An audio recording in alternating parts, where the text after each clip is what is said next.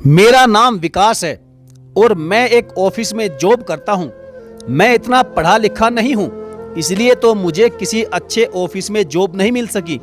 मुझे एक छोटे से ऑफिस में जॉब मिली तो मैं बहुत खुश हो गया कि चलो कम से कम घर का गुजारा तो चल ही जाएगा। वैसे भी मेरे पास जो डिग्रियां थी उस पर मुझे ऐसी ही जॉब मिल सकती थी, इसलिए मैंने यह जॉब कर ली। आज से 5 साल पहले यह जॉब मुझे बहुत अच्छी लग रही थी, क्योंकि उस समय घर में सिर्फ मेरी पत्नी और एक छोटा सा बेटा था, इसलिए घर का खर्चा इतना ज़्यादा नहीं था। लेकिन जैसे जैसे समय बीतता गया मेरे 3 बच्चे हो गए। अब इन तीनों के आ जाने से हम घर में 5 प्राणी हो गए थे और हर दिन हमारा खर्चा बढ़ने लगा। फिर समय गुजरने के साथ साथ महंगाई भी बढ़ती गई। बच्चे बड़े हुए तो उन्हें स्कूल में भेजना पड़ा। उस स्कूल की फीस भी कम नहीं थी। ऐसे में मुझे ऑफिस से जो सैलरी मिलती थी वह महीने के शुरू में ही खत्म हो जाती थी और बाकी का महीना मुझे उधार लेकर गुजारा करना पड़ता था। ऐसे में मेरी पत्नी रोज मुझसे यह कहती थी कि तुम अपने ऑफिस के मालिक से बात करो ताकि वह तुम्हारी सैलरी बढ़ा दे, क्योंकि अब हमारा इस सैलरी से गुजारा नहीं होता। हमारे बच्चे बड़े हो रहे हैं, कल को इनके खर्चे और बढ़ जाएंगे। पत्नी की बात सुनकर मैं परेशान हो जाता था, क्योंकि मैं ऑफिस के मालिक से कई बार इस बारे में बात कर चुका था, मगर वह तो हर बार मेरी बात सुनकर यही कहते थे कि देखो विकास, मैं जानता हूं कि तुम्हारी सैलरी बहुत कम है, लेकिन मैं क्या करूं, ऑफिस में इतना काम नहीं होता। अगर होता है तो तुमसे बड़े ओहदे वाले लोग वह काम कर देते हैं। अपने ऑफिस के मालिक की बात सुनकर मैं खामोश हो जाया करता था कि ऑफिस में काम बहुत कम था और अगर इत्तेफाक से ज्यादा काम आ भी जाता तो मुझसे बड़े ओहदे वाले लोग वो काम कर लेते। यह बात कई बार अपनी पत्नी को समझाने की कोशिश की, मगर वह तो हर बार एक ही बात कहती थी कि तुम यह जानबूझकर करते हो, किसी दूसरे ऑफिस में जॉब क्यों नहीं कर लेते। हर बार पत्नी की बात सुनकर मैं गुस्सा हो जाता। मैं उससे बोला, अरे भाई तुम समझते क्यों नहीं, जॉब ढूंढना इतना आसान काम नहीं है। यह सुनकर मेरी पत्नी को गुस्सा आ जाता। पिछले कई सालों से तुम इतनी ही सैलरी पर काम कर रहे हो और तुम्हारा मालिक तुमसे इसी तरह से काम ले रहा है। मुझे तो लगता है कि तुम्हारे ऑफिस के मालिक की नीयत में जरूर कुछ ना कुछ खोट है। वह तुम्हारी सैलरी बढ़ाना ही नहीं चाहता। लेकिन मैं तुम्हें बता दूं कि अब मैं इस तरह गुजारा नहीं कर सकती। अपनी पत्नी की यह धमकी सुनकर मैं घर से बाहर निकल आता और सोचता कि शायद मेरी पत्नी की बात ठीक ही थी, लेकिन अगर मेरे ऑफिस के मालिक की नीयत खराब थी तो मैं क्या कर सकता था। अगर मैं यह ऑफिस छोड़ भी दूं तो मुझे नई जॉब कौन देगा। यही सब सोचकर मैं सब्र कर लिया करता था। मेरी पत्नी भी मुझसे और बच्चों से बहुत प्यार करती थी, इसलिए 2-4 दिन गुस्सा करके खुद ही वह चुप हो जाती थी। मोहब्बत तो मुझे भी अपनी पत्नी और बच्चों से बहुत थी। मैं भी चाहता था कि मेरी पत्नी और बच्चे भी दूसरों की तरह ऐश करें और उन्हें किसी चीज के लिए तरसना ना पड़े, लेकिन ये सब मेरी किस्मत में लिखा ही नहीं था और किस्मत को बदलना मेरे हाथ में नहीं था। वक्त यूं ही गुजरता गया और मेरे हालात भी ज्यों के त्यों बने रहे। समय के साथ साथ चीजों की कीमतें भी बढ़ने लगी। ऐसे में हर आदमी परेशान था, क्योंकि सैलरी कम थी और खर्चा ज्यादा था। इसलिए मैंने भी इसी तरह सब्र कर लिया था। मेरे अपने कई ऐसे दोस्त थे जो कि बेरोजगारी के कारण बहुत तंगी की हालत में थे।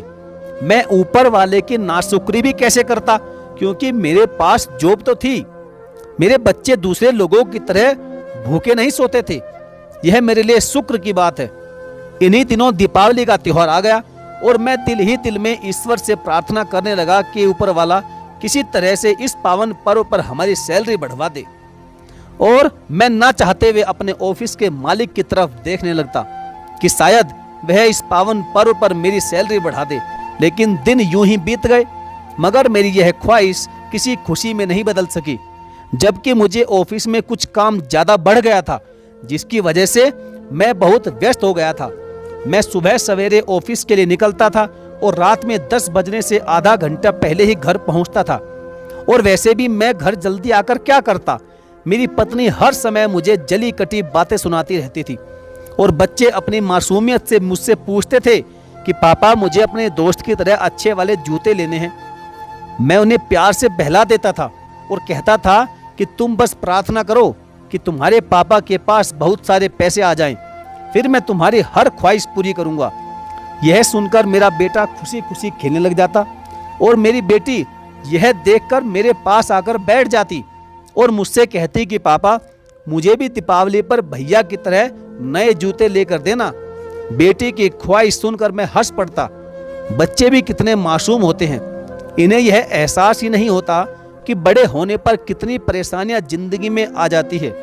गुर्बत मेरे शरीर से ऐसे लिपट गई थी कि मैं अपने बच्चों की छोटी छोटी मासूम सी ख्वाहिश भी पूरी करने के योग्य नहीं था। मैं अपने बच्चों की यह ख्वाहिश सुनकर उन्हें अपनी बातों में बहला लेता था, क्योंकि उनकी ख्वाहिश पूरी करना मेरे बस की बात नहीं थी। बच्चे ये बात नहीं जानते थे कि मैं एक ऑफिस में मामूली सी जॉब करता हूँ और मेरी थोड़ी सी तनख्वाह है। ऐसे में उनकी ख्वाहिश कैसे पूरी करता? मैं तो हमेशा की तरह उन्हें सस्ते से जूते कपड़े ही दिला सकता था, लेकिन मैं अपने बच्चों को इनकार करके उनका दिल नहीं तोड़ना चाहता था, क्योंकि मुझे अपने बच्चों से वाकई बहुत प्यार था। जैसे जैसे दीपावली करीब आती जा रही थी, बच्चों की ख्वाहिश भी बढ़ती जा रही थी। मैं घर आता तो बच्चे मुझे घेर कर बैठ जाते और हर दिन किसी न किसी चीज की डिमांड करते रहते। रसोई की खिड़की से मेरी पत्नी मुझे घूर घूर कर देखती थी। मैं जानता था कि उसके लिए इतनी कम सैलरी में घर चलाना कितना मुश्किल होता जा रहा था, लेकिन ऐसे में ऊपर वाले से प्रार्थना करने के अलावा कोई चारा भी तो नहीं था, क्योंकि ऑफिस के मालिक के सामने अपने दुखड़े रो रो कर मैं थक चुका था। फिर एक दिन मैं काम से थका हारा घर आया। टेंशन से पूरी रात नींद ही नहीं आई और दिन यूं ही गुजर गया। मेरी पत्नी डिनर बना रही थी। मैं चुपचाप चारपाई पर जाकर लेट गया।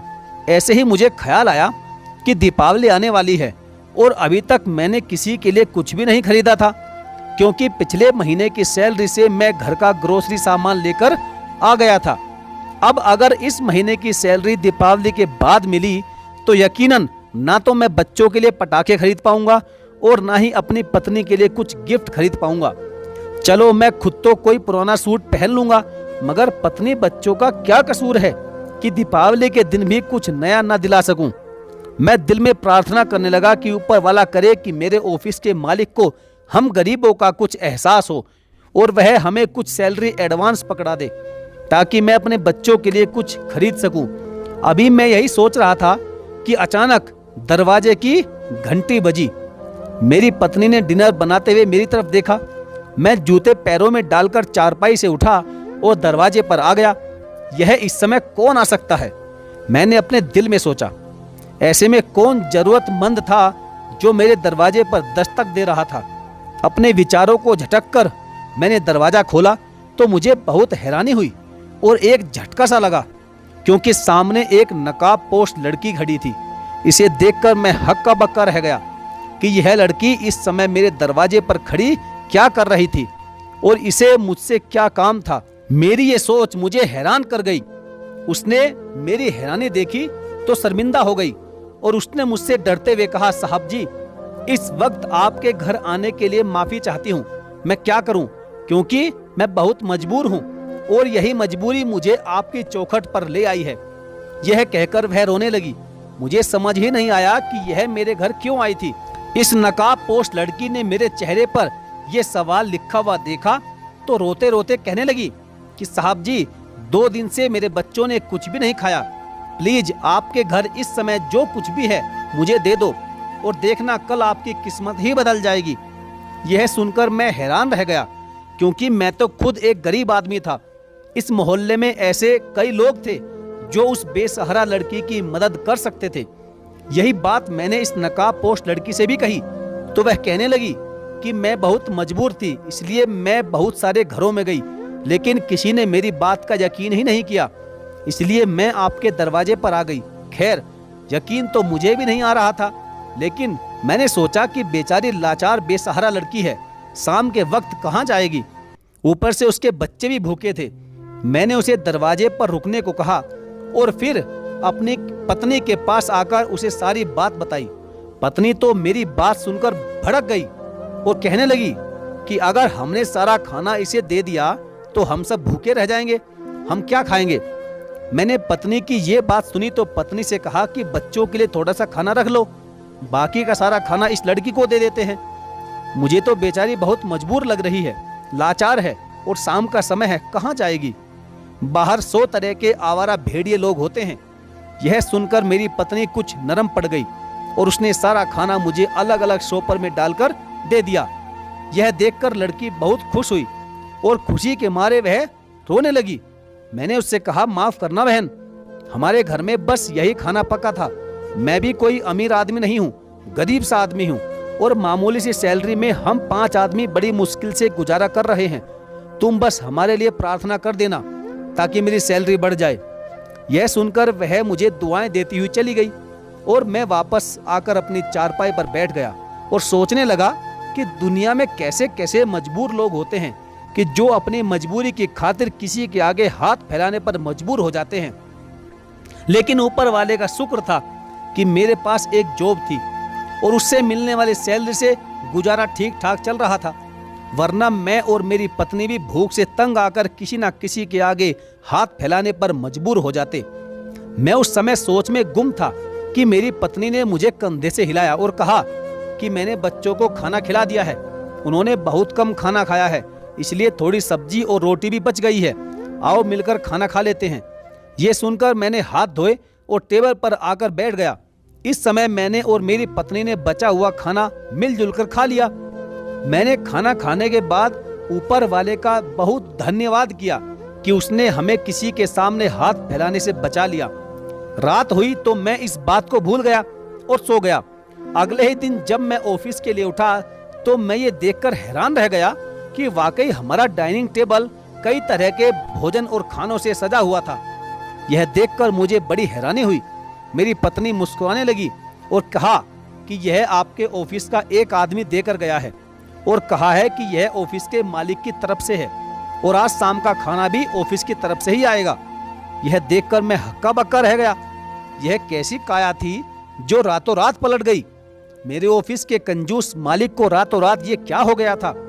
यह तो मुझे ऑफिस जाकर ही पता लगना था कि मेरे ऑफिस का मालिक मुझ पर इतना मेहरबान क्यों हो रहा था। उस दिन मैंने खूब पेट भरकर खाना खाया और ऊपर वाले का धन्यवाद करते हुए कहने लगा कि किसी तरह मेरी सैलरी बढ़ा दे ताकि मैं अपने बच्चों की हर ख्वाहिश पूरी कर सकूं और दिवाली अच्छे से मना सकूं। उस दिन मैं ऑफिस आ गया तो वहां का माहौल मुझे कुछ बदला बदला लग रहा था।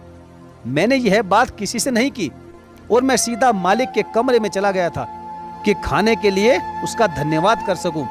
मगर यहाँ देखकर मेरी आंखें फटी की फटी रह गई, क्योंकि सामने मालिक की कुर्सी पर कोई और नहीं बल्कि एक लड़की बैठी हुई थी।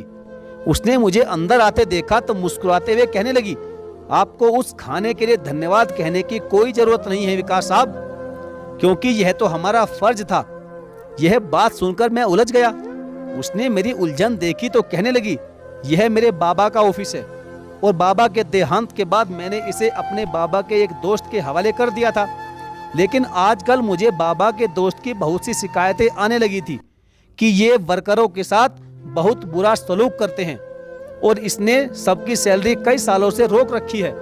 बस यही देखने के लिए मैं यहाँ आई थी और यहाँ काम करने वाले वर्करों से रूप बदलकर मिली ताकि किसी को शक न हो। यह सुनकर मैं चिंतित रह गया। उसने मुझे बताया कि मैं वही नकाब पोस्ट लड़की हूँ जो आपके घर आई थी ताकि आपको कुछ आजमा सकूं। यह कहकर उसने एक लिफाफा मेरी तरफ बढ़ाया और कहा, आप ऑफिस के पुराने ईमानदार और काबिल वर्कर हैं, इसलिए मैंने सबसे पहले आपकी सैलरी बढ़ा दी है। यह सुनकर मुझे यकीन नहीं आ रहा था कि ऐसा भी हो सकता है। मैंने जल्दी से लिफाफा पकड़ा और अपने बच्चों के बारे में सोचने लगा कि आज मैं उनको कपड़े दिला पाऊंगा और दिल ही दिल मैं ऊपर वाले का धन्यवाद करने लगा कि जिसने मेरे ऊपर इतना रहम किया। ऊपर वाला किसी की मेहनत बेकार नहीं जाने देता और उसका बदला किसी न किसी रूप में किसी न किसी तरीके से जरूर देता है। क्यों साथियों, मैंने सही कहा ना? आपका इस बारे में क्या कहना है? यदि आपको कहानी अच्छी लगी है तो वीडियो को लाइक करके एक प्यारा सा कमेंट जरूर कर दीजिएगा। और हाँ, यदि आपने अभी तक चैनल को सब्सक्राइब नहीं किया तो सब्सक्राइब करके बेल आइकन को जरूर से जरूर प्रेस कर लें। तो चलिए साथियों, मिलेंगे फिर और किसी बेहतरीन और दमदार कहानी के साथ। तब तक के लिए धन्यवाद। जय हिंद।